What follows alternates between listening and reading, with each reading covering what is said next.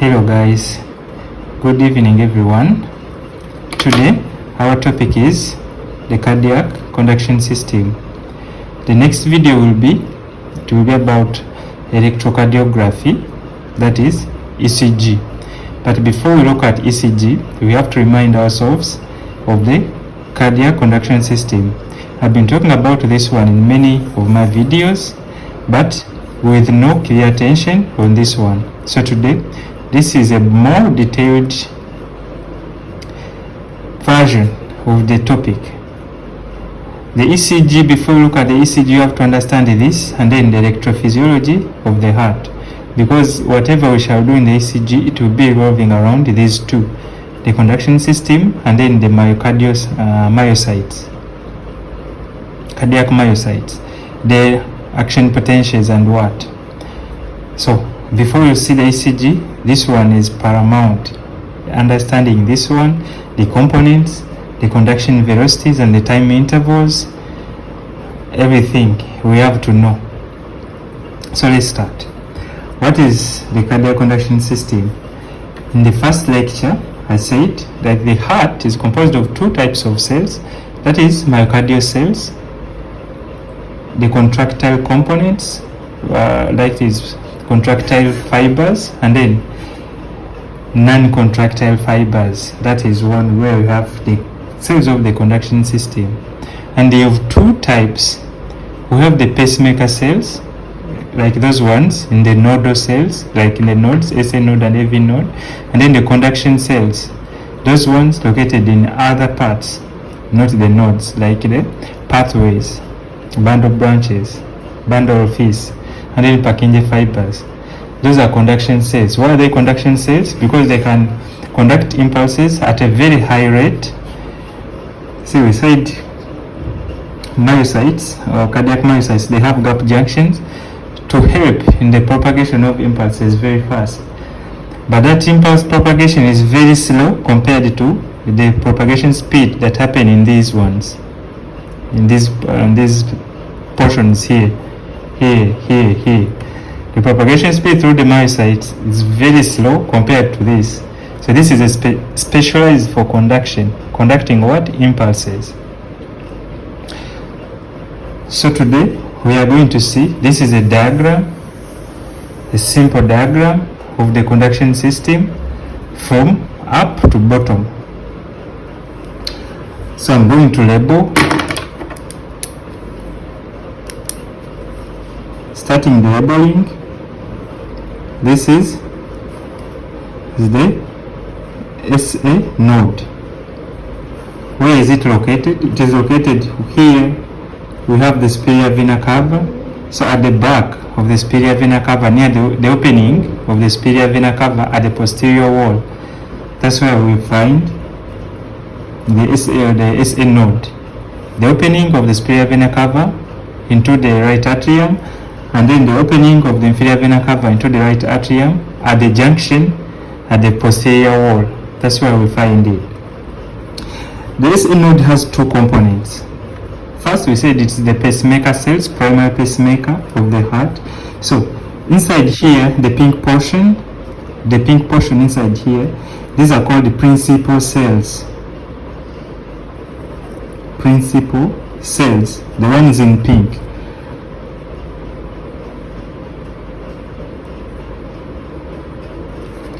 And what is their purpose? Their purpose is to generate electrical impulses. These are the ones that have unstable resting membrane potentials. So all the rhythmicity is from these cells in the center. All the rhythmicity is from these cells in the center. So their resting membrane potential is unstable. So it is ever fluctuating because of the sodium channels, fast sodium channels. They are the ones responsible for getting the funny currents. Now we have the outer ones, the ones in black. The ones in black, here. These ones are called transitional cells. We are transiting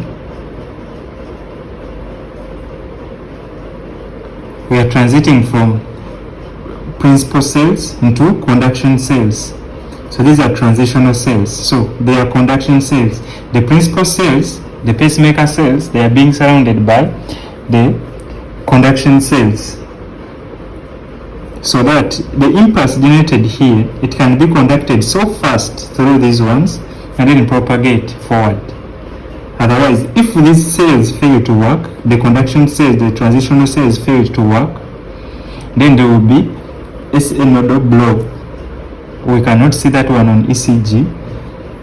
Specifically, we cannot see that one on ECG, but with special techniques, like in electrophysiology studies, they can actually see that these principal cells are working, but whatever they are generating cannot be conducted forward, so it dies within. Why? Because these ones are failed. The cells surround, the conduction cells surrounding it. Or these ones are working, but the principal cells are not working, so they are not generating anything. So if nothing is generated in the center here, then nothing can be conducted, and this is the basis of SA nodal dysfunction. Sick sinus syndrome, SA nodal dysfunction, SA nodal blocks, like those ones. That is the basis. So this is SA node. Now we have these internodal fibers. This one is going all the way to the left atrium and is called the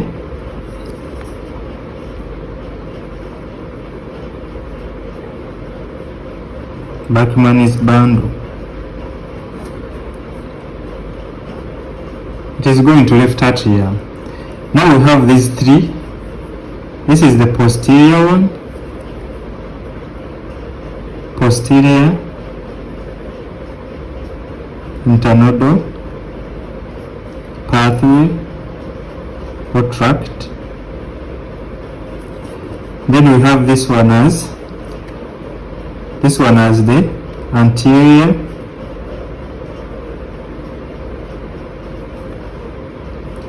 and then this one as the middle.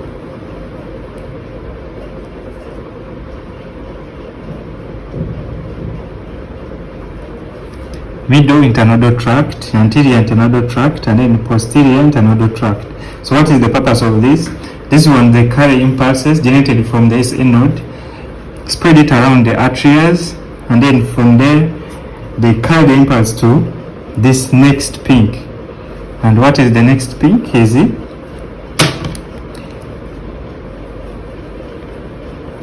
The next pink guy is going to be the AV node.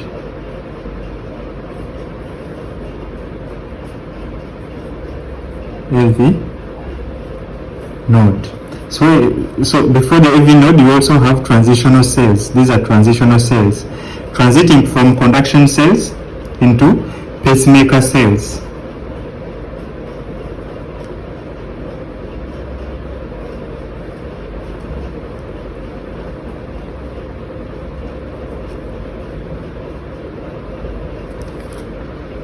They are transiting from conduction cells to pacemaker cells because the cells in the middle here, they are really different from these ones. These ones are capable of very slow conduction. They are capable of here the impulses run so fast, as we shall see, but when they reach here, they are delayed. The delay is there in this pink portion, the AV node, the real AV node. So these cells, they are different from these ones, so we need a transition to enter this. So these are transitional cells here. Then you enter the AV node, where the cells are tightly packed and very, very small, and even they lack gap junctions. They lack gap junctions. They are tightly packed and very, very small. Electricity flows very fast in a wide wire, and then very slow in very thin wires. Resistance in thin wires, resistance is high. In big wires, resistance is low. These cells are so small, so the impulse they are facing a lot of resistance in every node. No gap junctions, for example. So there is no much conduction. So there is slow velocity here. The delay is there, and that delay is physiologically very, very important, because once it's lost, problems they emerge. You are in trouble. Once that delay is lost, you are in problems. So yeah, this is the AV node. And where is it located? Here we have the tricuspid valve. See, this is left atrium this side, right atrium here, tricuspid valve. So posterior to tricuspid valve on the posterior wall, tricuspid valve ring is there, and now on the posterior wall of it we have AV node. So it is posterior, so to send whatever is remaining to run into the interventricular septum, it has to come like this. It is coming anteriorly or anterosuperior, and then it goes into interventricular septum. This one is running into the interventricular septum. Yeah. So what is this?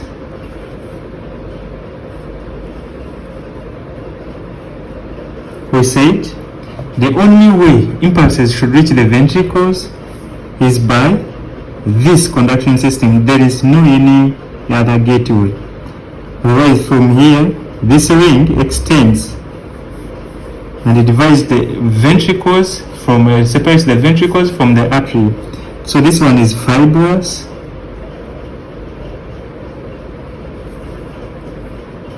Atrioventricular ring. You can call it like that. Fibrous atrioventricular ring. It is a non-conductor. It does not allow impulses to pass. So the only gap where the impulses can pass is by through the AV node and then continue to band of His and then downwards. There shouldn't be any other pathway. If it happens that the rim of myocardium is from LA and directly joins the ventricle, it will be conducting, and that one, it is an accessory pathway. We don't want that. So in the normal heart, this is the situation. The only gateway for impulses to travel down the ventricle, it is they must pass through the AV node and then continue to a bundle of His and then bundle branches and Purkinje fibers reach there. Anything that joins from here to here, that is an accessory pathway. We don't want that. So it is pathological and the patient will be at risk of developing tachyarrhythmias.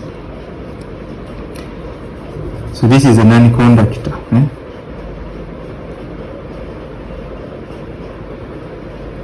It doesn't allow. So it extends all the way to even to separate LV from LA. Only leaving one opening, the mitral valve on the left side, and then on the right side, tricuspid valve. That's whatever is left. The rest, it is full of this. Now next, this is bundle of His, and it has two components. Two components are there. We have these two.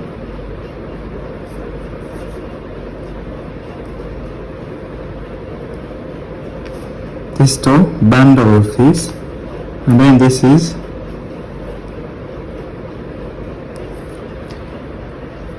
proximal, or then this is proximal, or it is penetrating.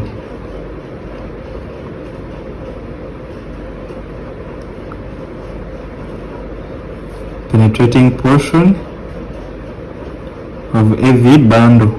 AV bundle is the same as bundle of His. So these are the two components.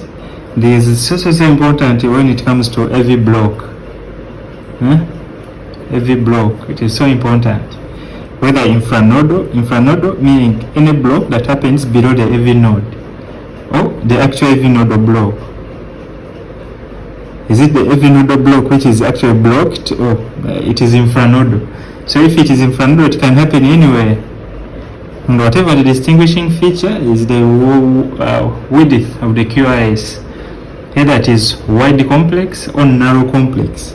If it's nodal, and whatever that goes through like type 1 AV block or type 2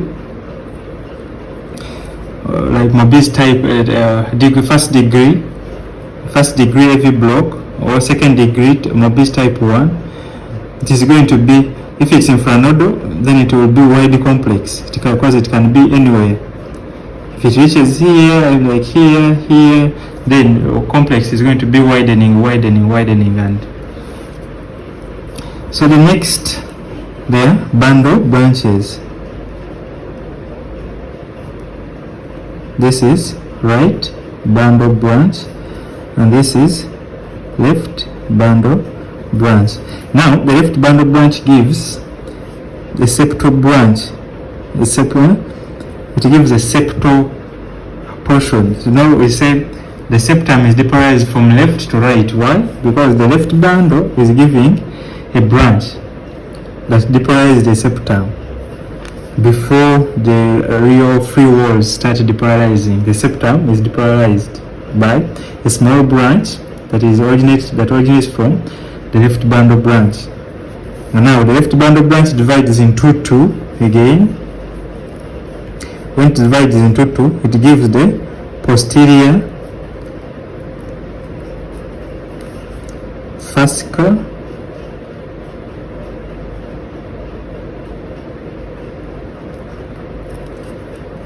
and then the anterior.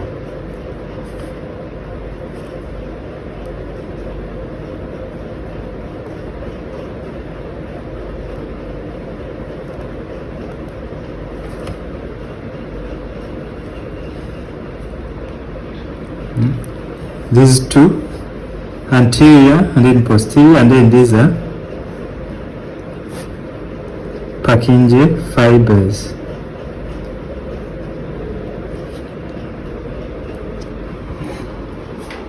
So we have named everything. Now, there are so important things that we have to see on the ECG when we reach there. Some of them are intervals. PRI interval is so important to detect the AV blocks or the heart blocks. From there, we are going to see the ability of the AV node to hold the impulses within itself. So, impulses, depending on where you get the information from, impulses move when they are generated in the SA node. They really need a short time from here to reach the AV node. They can take around 0.03 seconds. 0.03 seconds to move. Impulses need to move from here to AV node. And now, from the AV node,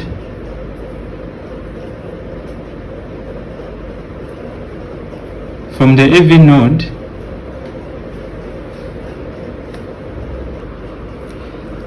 AV node to reach the bundle of his, it will reach in 0.12 seconds. And then from bundle of his to bundle branches, it will reach in 0.16 seconds.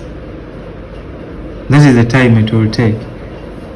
From SA to AV node, it is using 0.03 seconds.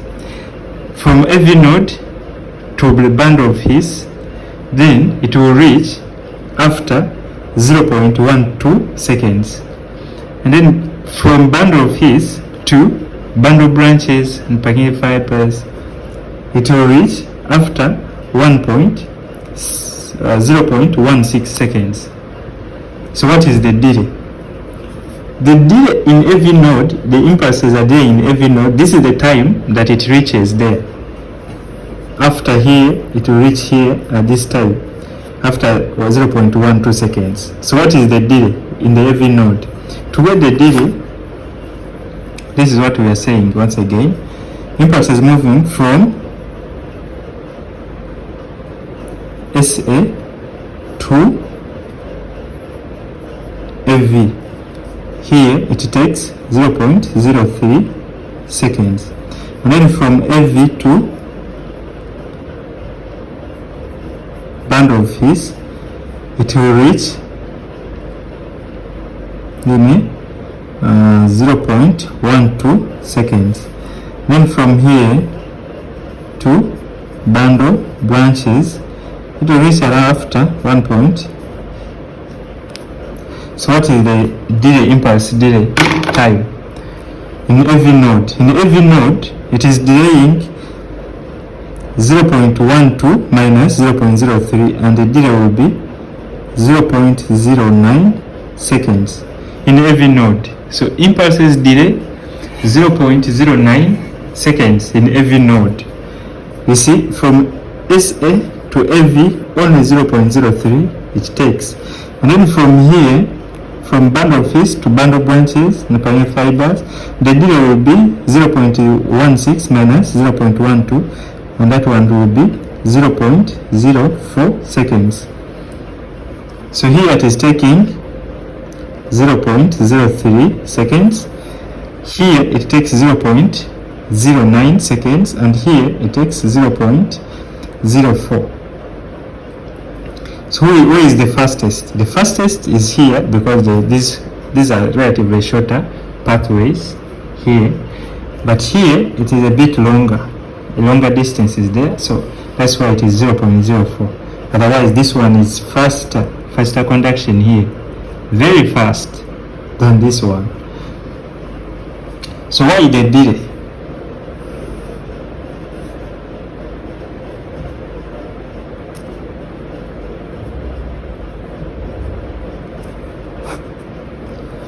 I told you why it delays, because every node is a very small tissue with highly compacted cells and very small. So with that one, small cells, high resistance, it is there for sure. Normally functioning every node, that is the slow conduction that is supposed to be there, physiologic. Why the delay is to allow the time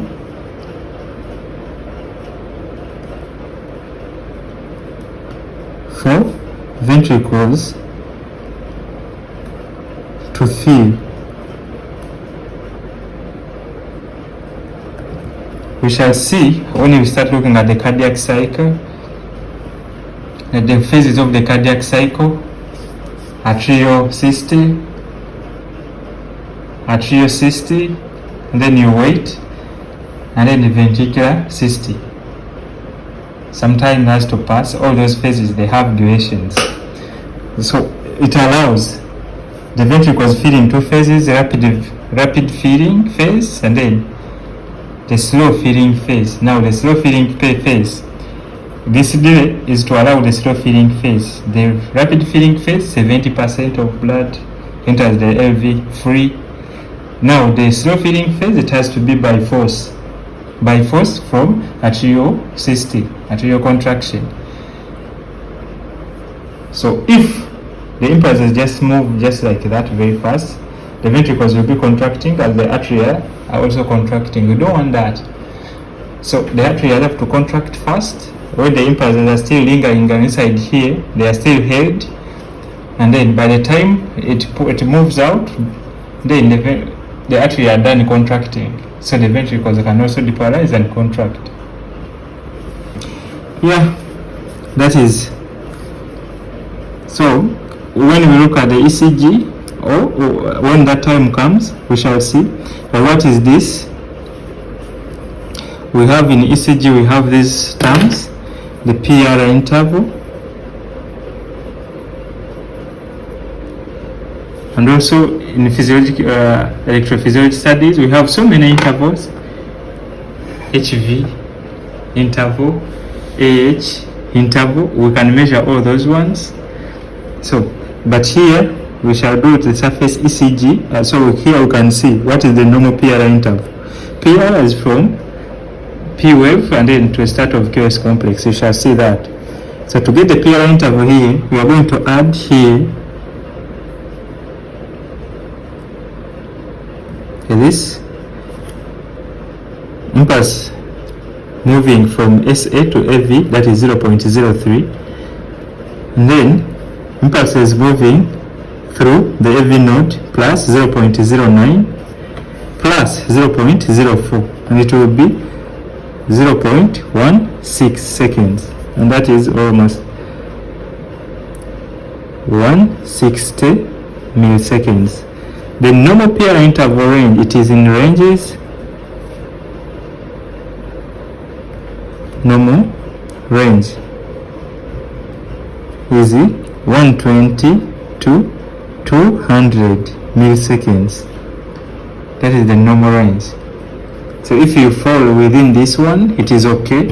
Some people may have a fast conducting AV node, others have a really slow AV node at conduction. So this range is there to capture everyone. There are some conditions that increase AV conduction. Some conditions can increase AV conduction, like when the sympathetic nervous system is activated. When sympathetic nervous system is activated, AV conduction increases, and that's why we can increase heart rate. And other drugs, we can increase AV conduction. So that one you have to take into account. We shall see them once we reach there. So this is generally the normal conduction system. Those ones having exams, if it comes in the exams, please, you have to draw something like this. You may not put the figures, but you have to draw something like this. For sure, when you draw this, you'll get the marks. There are some other components like blood supply. I've not talked about it. We shall see when the time comes. The blood supply, what supplies, because these ones, what can cause them to be blocked? 1, when the blood supply is cut off. 2, fibrosis, when it gets fibrosed because of age and so many other stuff. Those 2 can cause the blocks. 3, when there are electrolyte imbalances, it can cause blocks. So most common is fibrosis by age, because of age. The next one is when the blood supply is cut off, or ischemia. Ischemia, if the blood supply, the vessel supplying SA node is cut off, then the SA node is going to misbehave. If it's AV node, the AV node will misbehave. If it is a bundle branch, the bundle branch will misbehave. And we have bundle branch blocks, AV nodal blocks. We shall have those ones. We shall see when time comes. And that is the end of today. Thank you.